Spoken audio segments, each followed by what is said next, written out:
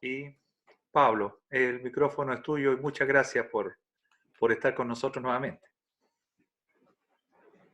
Gracias por la invitación y por hacer este esfuerzo de abrir esta plataforma y siempre es un gusto, como ustedes saben, mi familia, mi iglesia madre en Concepción, que siempre extraño y que se ha hecho bien difícil poder estar más presente más tiempo eh, físicamente. Así que continuamos, estamos todavía en este tiempo de prueba y solo el Señor sabe cuándo eh, va a terminar o vamos a poder retomar lo que nosotros llamamos normalidad. Eh, Como se decía, vamos a continuar en el libro de Habacuc. Comenzamos la semana pasada en este libro y una de las cosas que dijimos de Habacuc es que pertenece al grupo llamado los 12. Los profetas menores se agrupan bajo este nombre, los 12. Eh, Habacuc es un profeta pre-exílico. Probablemente él está ministrando alrededor del año 620, 630. Es posible que haya sido los días iniciales del rey Josías, cuando todavía había mucha maldad en este proceso de transición desde su padre Manasés.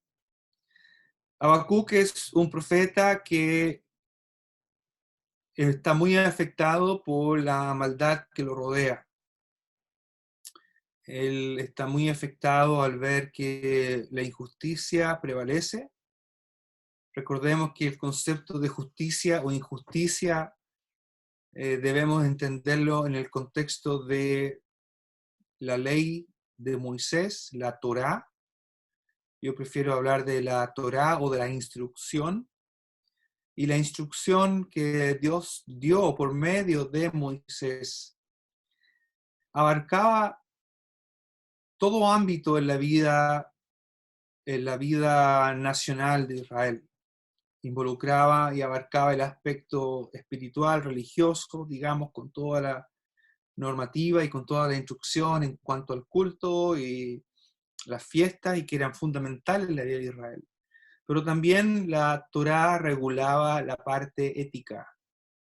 Y lo que se esperaba de un creyente del Antiguo Testamento en el pueblo de Israel, lo que se esperaba era que su manera de vivir se ajustara a lo que la Torá enseñaba. Y eso involucraba tratar bien al prójimo, amar al prójimo, que quienes eran quienes eran potentados o dueños de terreno, tenían mejor situación, fueran justos en su salario, que los jueces hicieran justicia, que fueran imparciales, que los más expuestos, que los más vulnerables en el estrato social de cualquier sociedad en esa época, como eran las viudas, los huérfanos, los extranjeros, fueran también atendidos y que hubiera una preocupación por ellos.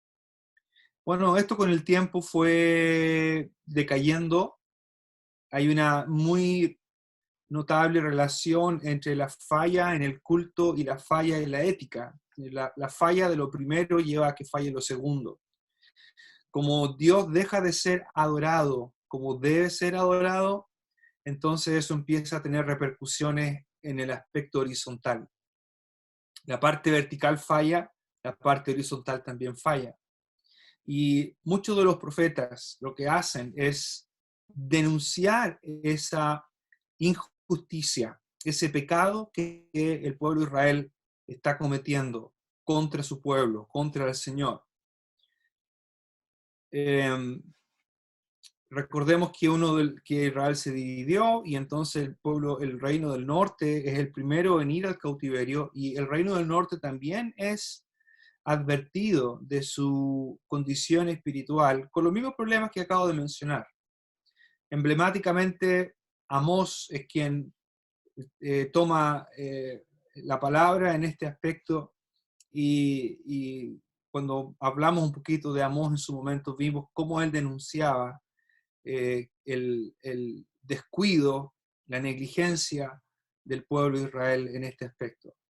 Pero también hubo otros profetas como Isaías, y especialmente cuando uno ve el capítulo 1 de Isaías y otros capítulos, están primeramente dirigidos a Israel. Se ocupan mucho para predicar el Evangelio y está bien que se aplique, pero principalmente está dirigido al pueblo de Dios, que se vuelva a Dios, porque están absolutamente corrompidos. Habacuc es un profeta preexílico y él sufre al ver cómo su pueblo, cómo Dios, aparentemente, lo que veíamos la semana pasada, cómo Dios aparentemente es indiferente a esta injusticia, a que no haya ninguna clase de intervención. Él ocupa expresiones como hasta cuándo o por qué, etc. Y hablamos bastante de eso la semana pasada. Habacuc entonces es un libro que presenta la queja de alguien que sufre ante la injusticia, ante el pecado y la aparente ausencia de intervención por parte de Dios. Y bueno, Dios le responde a Habacuc, y eso lo mencionamos, no vamos a hablar mucho de lo que lo mencionamos la semana pasada, pero en los versículos 5 a 11 vemos la respuesta que el Señor le da. Dios no es indiferente a lo que sucede, y no solamente no es indiferente, sino que va a intervenir, pero va a intervenir de una manera que deja absolutamente anonadado a Habacuc. Y de hecho el mismo Señor lo dice, cuando en el versículo 5 habla, le haré una obra en vuestros días, que aun cuando se os contare no la creeréis. Es tal lo peculiar, es tal lo chocante de lo que Dios va a hacer. Es tan único que incluso si se lo contaran de antemano no se creería. Y eso es lo que justamente Dios está haciendo con Habacuc. Se habla de una nación que va a venir. Y es una nación, y cuesta creerlo por varias razones. Primero, porque es una nación que todavía físicamente no es una potencia mundial. Los asirios son la potencia mundial. Y los caldeos, o los babilonios, son los que van a derribar a los asirios, principando más o menos al comienzo del año 600 antes de nuestra era.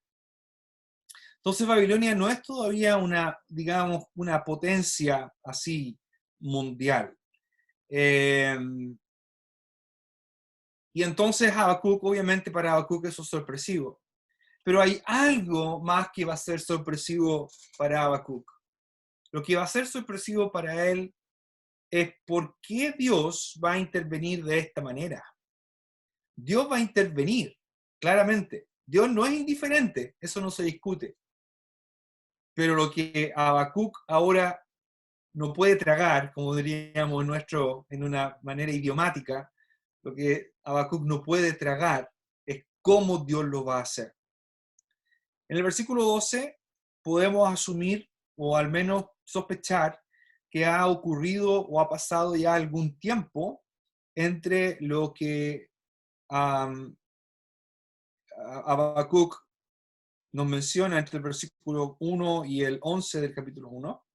Y es posible que cuando Habacuc escribe ahora, o cuando él está, o de lo que está hablando ahora, ya es probable que Babilonia está apareciendo como una potencia mundial. En general, estas naciones eran conocidas por su crueldad. Los asirios eran muy crueles. Los caldeos eran igual de crueles.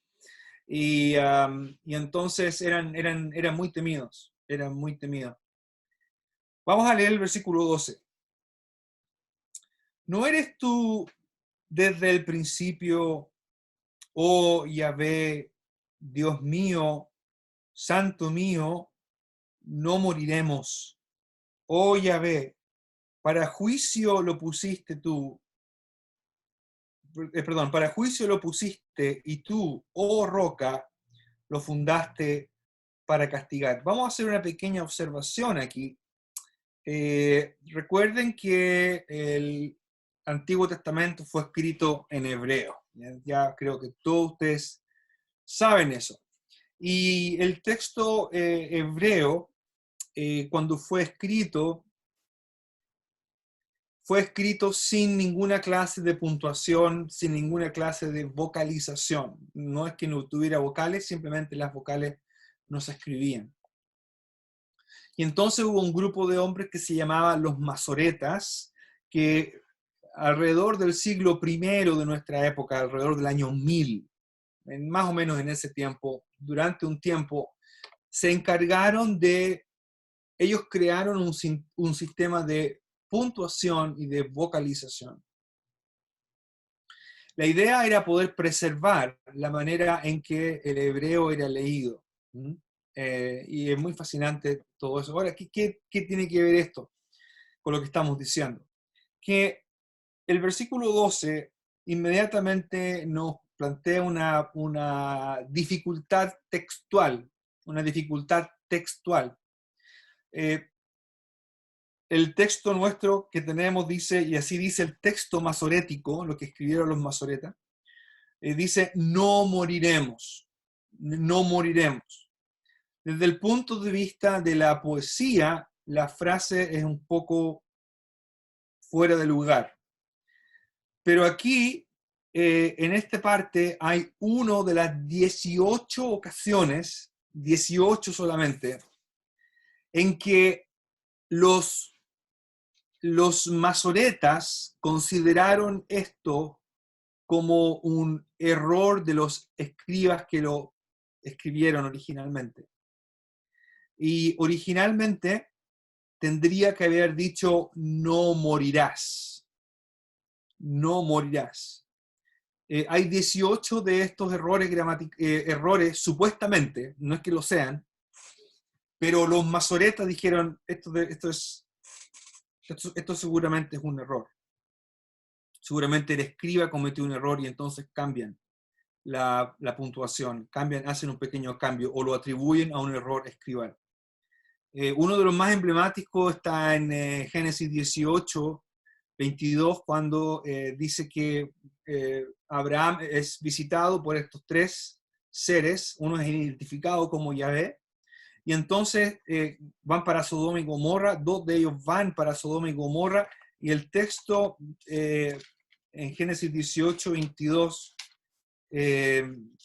dice,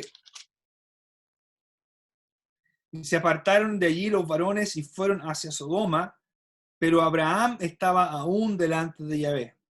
Bueno, este es otro caso de lo que se llama un tikune soferim, un error escribal, porque el texto decía, y Yahvé estaba aún delante de Abraham. Estos cambios se hacían generalmente porque eran más bien cambios movidos por la piedad, movidos por temor, porque en el mundo antiguo, quien estaba delante de otro era de un grado inferior. El siervo estaba delante de su maestro o de su amo, por ejemplo. Entonces, que el texto diga que Yahvé estaba delante de Abraham, ellos dicen, esto debe ser un error. Y lo cambian y ponen que Abraham estaba delante de Yahvé. Bueno, hay 18 de esos en el texto masorético. Y Habacuc es uno de esos. Entonces, el texto nuestro dice, no moriremos. Y aquí los eruditos del Antiguo Testamento se dividen. Algunos siguen el texto masorético. Y varios otros, entre ellos F. Bruce, los que estudian su Biblia conocen a F. Bruce, excelente erudito de las Escrituras, que era de las asambleas en el Reino Unido, ya está con el Señor. Él sigue no la lectura del texto masorético, él cree que este es un error escribal y él lo lee, no morirás. Y creo que, al menos yo voy a inclinar por esa lectura. Creo que lo que Habacuc parte afirmando otra vez, él parte haciendo una afirmación de quién es Dios, antes de plantear su queja, antes de plantear su disconformidad con la manera en que Dios va a actuar, él parte reconociendo, él parte afirmando quién es Dios. Y él dice, ¿no eres tú desde el principio, oh Yahvé, Dios mío, santo mío, no morirás? Creo que el paralelismo ahí entre la primera y la cuarta línea justifica que uno lo lea así. Lo que Habacuc está diciendo es, tú eres desde siempre y tú eres para siempre. Creo que eso es lo que él está diciendo. Desde el principio es una expresión que aparece en otros lugares también como Miqueas. Sus salidas son desde el principio y hasta la eternidad, para hablar de que Dios es un Dios que es antes de todo lo que ha sido creado. No sabemos exactamente cómo era el concepto de eternidad en la mente de los israelitas, pero para ellos era claro que Yahvé, el Dios de Israel, era totalmente diferente al Dios que adoraban los cananeos o a los dioses que adoraban los cananeos, los dioses que adoraban los mesopotámicos. Dios es diferente, Dios no es como ellos, Dios es el único Dios, Él es desde el principio y Él no muere. Yo creo que algunos comentaristas lo que dicen es que los escribas se espantaron un poco con esto de que se pudiera pensar en que Dios pueda morir. Bueno, interesante. Y entonces por eso pusieron no moriremos. Sin embargo, creo que la idea en la poesía de Habacuc lo que está diciendo es el Dios nuestro, tú, oh Dios, y luego dice, tú, oh Yahvé, Dios mío, santo mío. Qué manera de referirse a Dios. Y está diciendo, tú eres desde el principio, tú eres para siempre, tú eres para siempre. Bien, vamos quizás a volver aquí, aunque ya expliqué un poco, pero vamos a seguir. Versículo 13. Espero que estén poniendo atención porque no tengo cómo responder preguntas si alguien tiene preguntas. Muy limpio eres de ojos para ver el mal, ni puedes ver el agravio. ¿Por qué ves a los menospreciadores y callas cuando destruye el impío al más justo que él? Y haces que sean los hombres como los peces del mar, como reptiles que no tienen quien los gobierne. Me paro aquí de nuevo, solamente para hacer otro detalle textual. Es difícil saber hasta dónde se extiende una pregunta en el texto hebreo. El texto hebreo no tiene el signo de interrogación como nosotros tenemos, simplemente se ocupa una letra del hebreo, que la letra, nosotros la transliteraríamos como la letra H, como la consonante H. Pero es difícil saber, y está al principio, pero no al final. Entonces es difícil saber a veces hasta dónde se extiende la pregunta. Versículo 14, al menos yo lo traduciría así, y has hecho a los hombres, pero ya vamos a volver ahí. Versículo 15, sacará a todos con anzuelo. Ahora, ¿de quién está hablando? ¿De quién está hablando Habacuc aquí, verdad? Y una de las características de esta porción, hasta el versículo 17, es que hay un persistente uso de la tercera persona masculino plural, él, refiriéndose a un personaje. Es muy posible que Habacuc se refiera colectivamente hablando a los babilonios o quizás tenga en mente a Nabucodonosor, puede ser otra alternativa. Y entonces cuando habla de sacará a todos con anzuelo, se está refiriendo a ese instrumento que va a ser parte de lo que Dios va a hacer en este plan difícil de tragar, que a Habacuc no le gusta. Sacará a todos con anzuelo, los recogerá con su red y los juntará en sus mallas, por lo cual se alegrará y se regocijará. Por esto hará sacrificios a su red y ofrecerá sahumerios a sus mallas, porque con ellas engordó su porción y engrasó su comida. Vaciará por eso su red y no tendrá piedad de aniquilar naciones continuamente. Versículo 1, sobre mi guarda estaré y sobre la fortaleza afirmaré el pie y velaré para ver lo que se me dirá y qué he de responder tocante a mi queja. Ahí que el Señor bendiga su palabra. Vamos a que Habacuc no es un libro fácil, por si acaso. estábamos comentando con mi esposa el cántico de Débora en Jueces 5 y me dijo, oye, está difícil. Y yo le dije, bueno, casi todo el Antiguo Testamento es así. Es difícil. Pero eso no quiere decir que no lo estudiemos y que no podamos aprender. Pero es siempre desafiante, un desafío, poder estudiar un pasaje de la Escritura. Habacuc está entonces, comienza y abre esta queja hablando de Dios y reconociendo la grandeza de Dios, casi como una manera de decir, esto no calza con lo que tú vas a hacer, Señor. No, siento que hasta casi te podría desprestigiar, especialmente por lo que va a decir en el versículo 13. Pero él abre diciendo, ¿no eres tú desde el principio? Oh Yahvé, Dios mío, Santo mío. La idea de la santidad, obviamente, es uno de los temas importantes en Habacuc. Creo que es un tema que vale la pena ponerle atención cuando habla de Santo mío. Más adelante hablará de que el Señor está sentado en el versículo 20 del capítulo 2. Yahvé está en su santo templo. Dios es un Dios santo, Dios es un Dios que no tolera la maldad, Dios no tolera el pecado. Y lo que Dios sabe, lo que Habacuc sabe de Dios, se contradice para él, ¿verdad? Para Habacuc, lo que él sabe de Dios es una contradicción con lo que Dios va a hacer. Dios no debería hacer esto. Creo que nosotros hemos escuchado y más de alguna vez hemos quizás dicho y hablado de esa manera.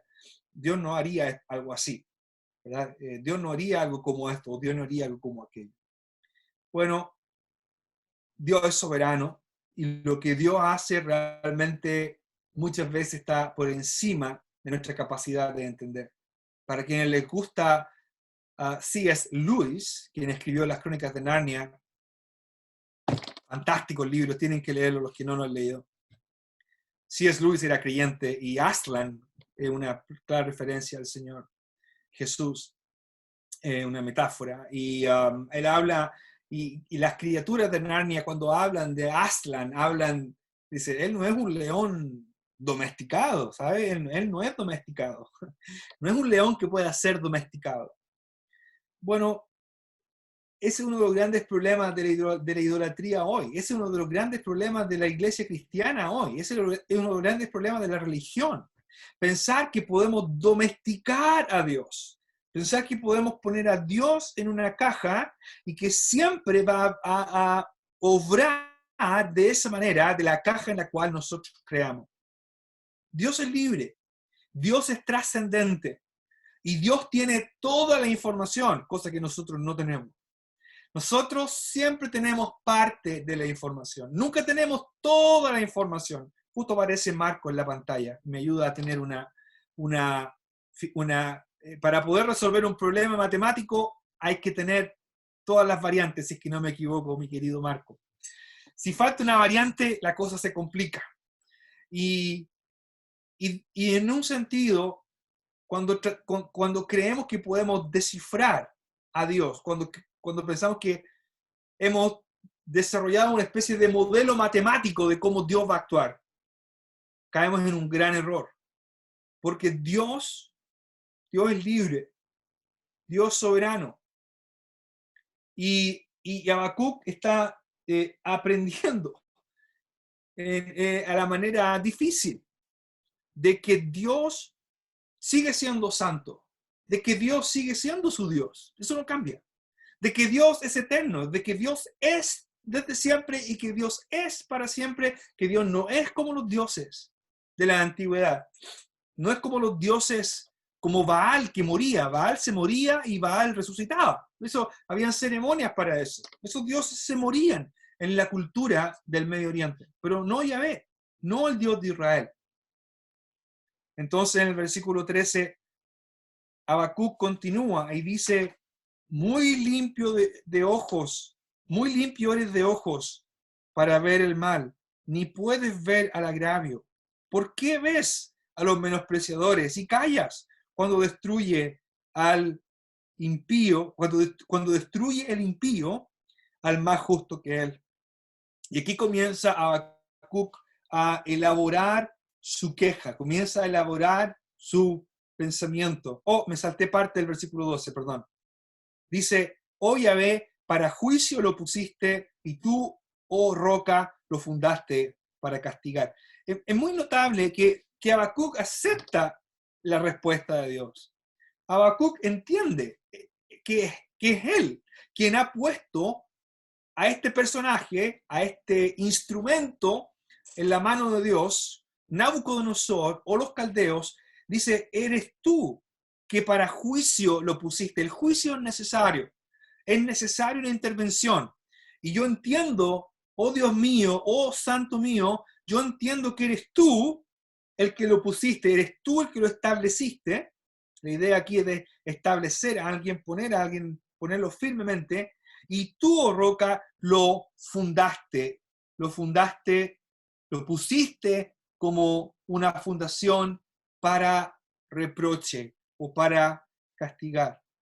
Y entonces viene el versículo 13 que dice, puro de ojos, puro, aquí dice muy limpio, pero le está ocupando un vocablo que está bien, muy limpio, la idea es pureza, el adjetivo aquí es pureza, puro de ojos, tus ojos son puros para ver el mal, eres muy limpio de ojos para ver el mal.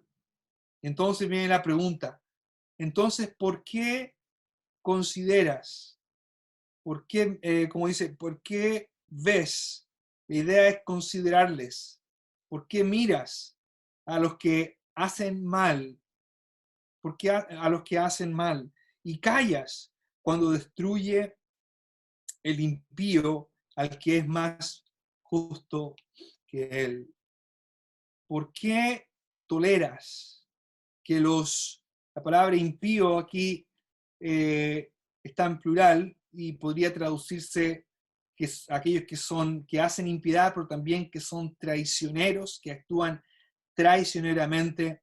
¿Por qué eres sordo o por qué eres mudo? Puede traducirse de las dos maneras. Y callas, no dices nada cuando el impío está actuando, está tragando, esa es la idea aquí, devorar o tragar al que es más justo que él.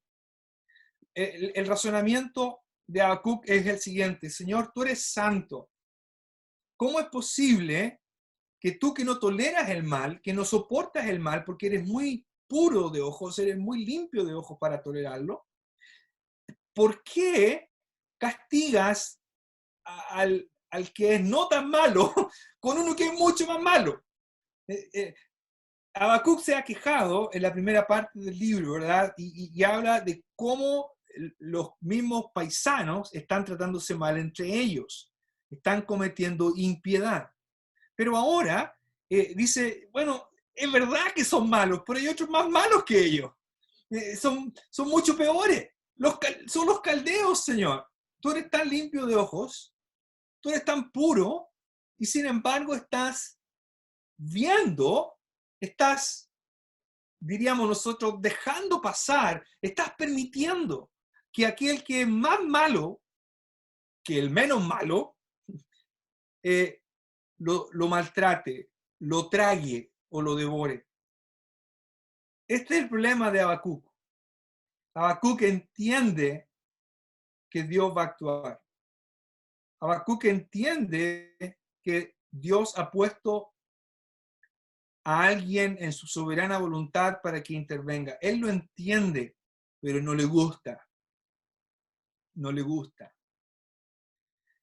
Y creo que nos podemos identificar con Habacuc y decir que muchas veces entendemos que Dios hace algo, pero no nos gusta. Y pensamos que hay una contradicción, quizás, como Habacuc pensaba. Si tú eres tan santo, Señor, ¿cómo puedes usar a alguien que es más malo que los malos para solucionar un problema de injusticia? No entiendo, Señor. No me gusta el plan. no me gusta la manera en que lo estás manejando. Una de las cosas que vemos hoy día en nuestro país, ¿verdad?, es que las autoridades son constantemente criticadas porque lo están haciendo todo mal.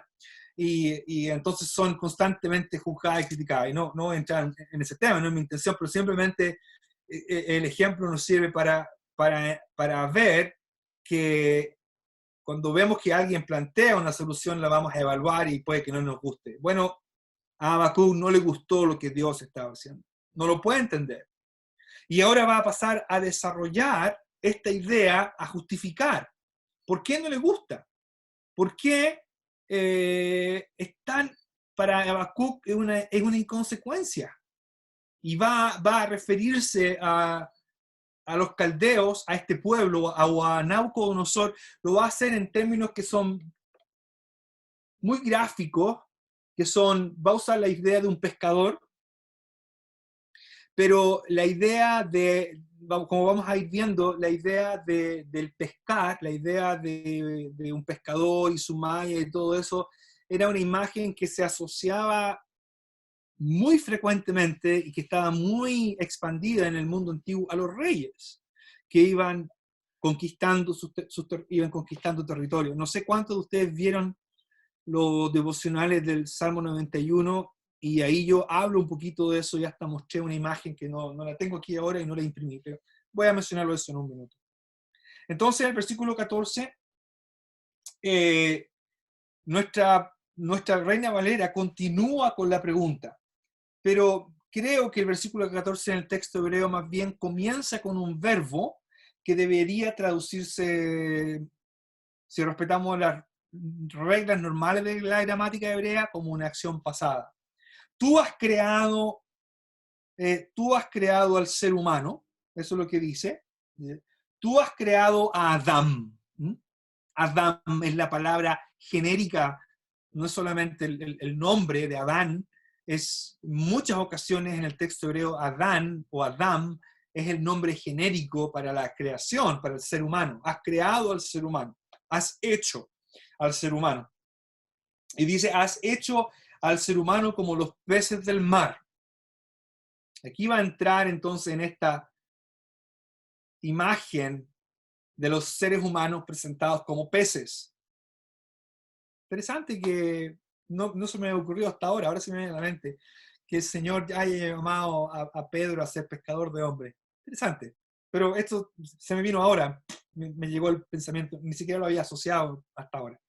Dice, has hecho al hombre como los peces del mar, como seres que se mueven, como criaturas que se mueven. Generalmente se refiere esa palabra hebrea a lo que nosotros llamaríamos a las criaturas chiquititas, a los bichitos, a los reptiles, las culebras, esa clase de animales. Dice que no tienen quien gobierne sobre ellos. La Reina Valera dice, como reptiles que no tienen quien los gobierne. Y aquí la idea, la protesta de Habacuc, tiene que ver con que el ser humano ha sido creado con demasiada libertad. Son como peces que están nadando, son como peces en el mar que han dejado o dejan en libre acción a quienes quieren intervenir para cazar esos peces. No sé si se entiende la idea. Eso es lo primero que dice Habacuc. Habacuc dice, Señor, lo que pasa es que hay demasiada libertad. Ahí están la gente, son como peces. Cualquiera viene y los caza. Cualquiera viene y los atrapa en su red. Y él ahora va a empezar en el versículo 15, va a comenzar a... estoy mirando la hora, que son 10 para las 8. Dice, versículo 8, y comienza ahora a usar la tercera persona para referirse a probablemente, como ya he dicho, Nabucodonosor o al pueblo caldeo. Sacará a todos con anzuelo, los recogerá con su red, los juntará en sus mallas, por lo cual se alegrará y regocijará. Habacuc menciona 9 aspectos que tienen que ver, que podrían ser llamadas objeciones a lo que Dios está haciendo. a la metodología de Dios, al método de Dios, lo que Dios va a hacer. Señor, mira, esta gente que va a venir, que son más malos que los malos, y que tú vas a usar, mira cómo son.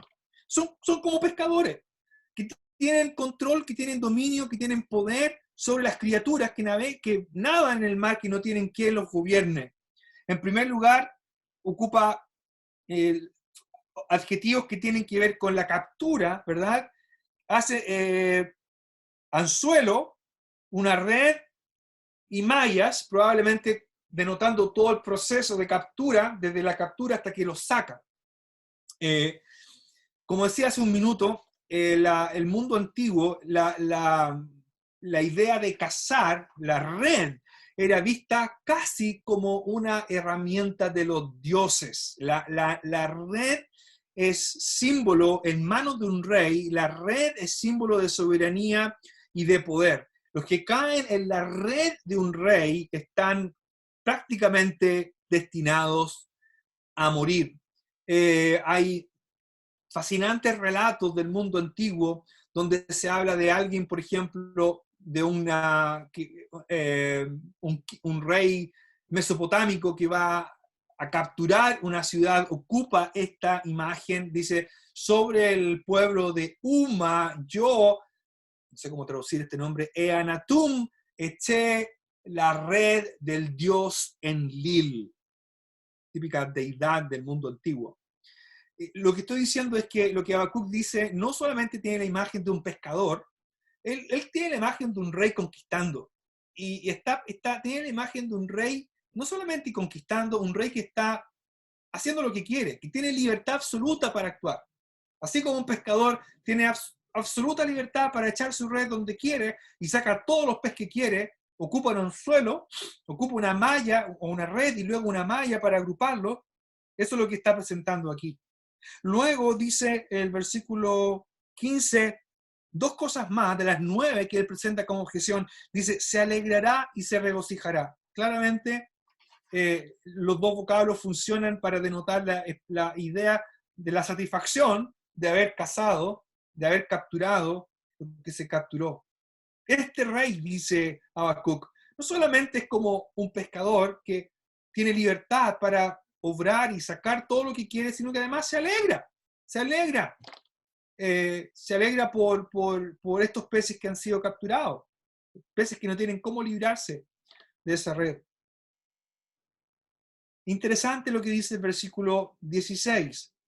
Por esto hará sacrificios a su red y ofrecerá sahumerios a sus mallas. Ahí está, lo que yo mencionaba recién, de que las redes y las mallas en las manos de un rey eran consideradas una herramienta, un arma provista por los dioses. Pero obviamente Habacuc está pensando en este conquistador que está actuando con esas reyes y no con esas redes, y que no solamente las ocupa, las adoran. Y es muy interesante, el comportamiento de este rey obviamente calza con el comportamiento propio de alguien, con personas que son idólatras, que no conocen al Señor. Los pueblos que vivían cerca del mar, sus dioses tenían que ver con eso. Los pueblos que vivían en las montañas, sus dioses tenían que ver con eso. Las deidades estaban asociadas con la actividad y se adoraba, se le daba o se le rendía culto a aquello que era una fuente de seguridad, de fuerza y de prosperidad. Ahora, eso no ha cambiado. Vivimos en una sociedad que sigue rindiéndole pleitesía a lo que ellos consideran es su fuente de seguridad, de prosperidad y de fortaleza.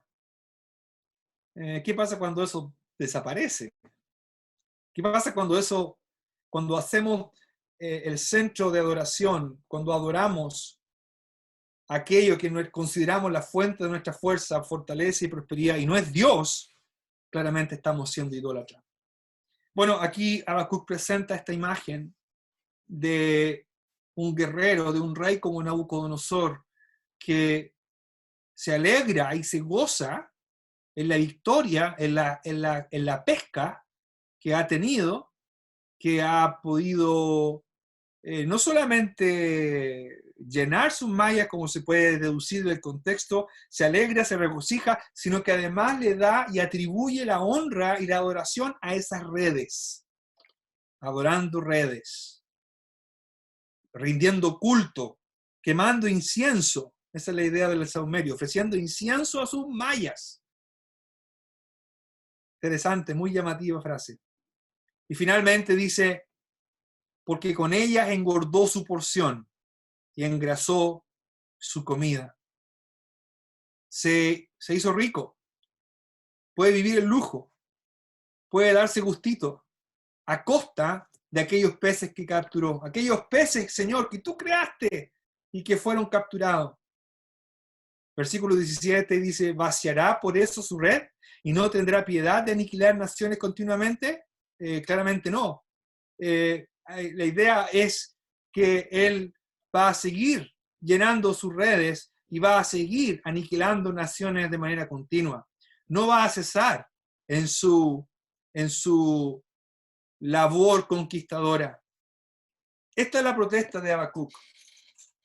Habacuc dice, Señor, ¿por qué vas a usar esta gente tan mala? Hay gente cruel. Abusa de la libertad que tú les diste. Le diste demasiada libertad, Señor. Tienen demasiada libertad para hacer el mal. No hay quien los controle, no hay quien los detenga. Bueno, para Habacuc esta es una tremenda lección, pero también para nosotros, ¿verdad? Más de alguna vez hemos pensado y hemos dicho, ¿por qué Dios no hace algo? ¿Por qué Dios permite esto?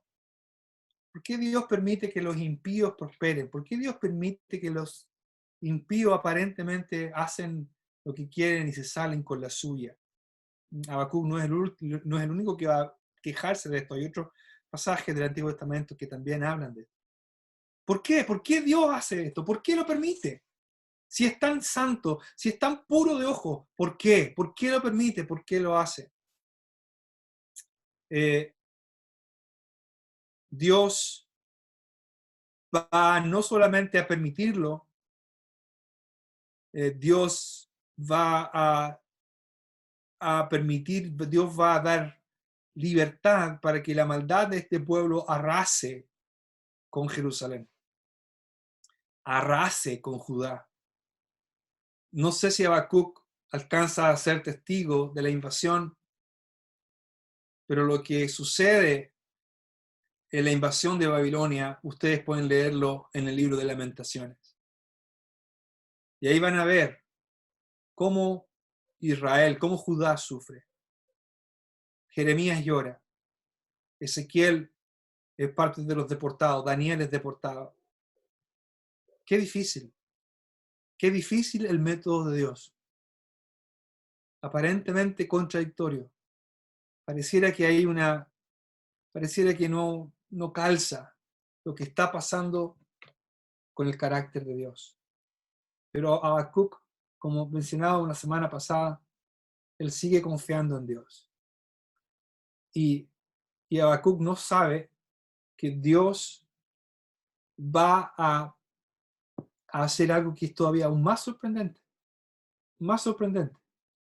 Dios va a dar libertad para que la maldad del ser humano llegue a tal punto que crucifican a su propio hijo. Hasta ese punto llega la voluntad y la soberanía de Dios en permitir el avance del mal, porque no se ha cometido una maldad más grande y una injusticia más grande en la historia de la humanidad que la crucifixión del Señor Jesús. Y aparentemente Dios no interviene, pero es parte de su plan. Y entonces, hermanos, hay que continuar. Quizá lo que Dios permite en nuestras vidas no nos hace sentido. Lo que Dios permite en nuestra vida no nos gusta. Pensamos que se contradice con su carácter. Pero Dios sigue estando en control.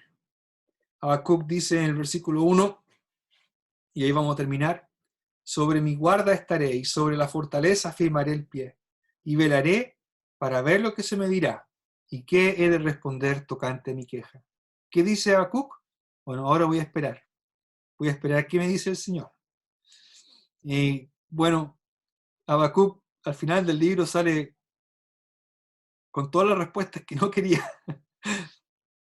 Pero como ya hemos visto, él hace una tremenda declaración de fe al final del libro diciendo, bueno, lo único que sí sé es que voy a seguir confiando en Dios.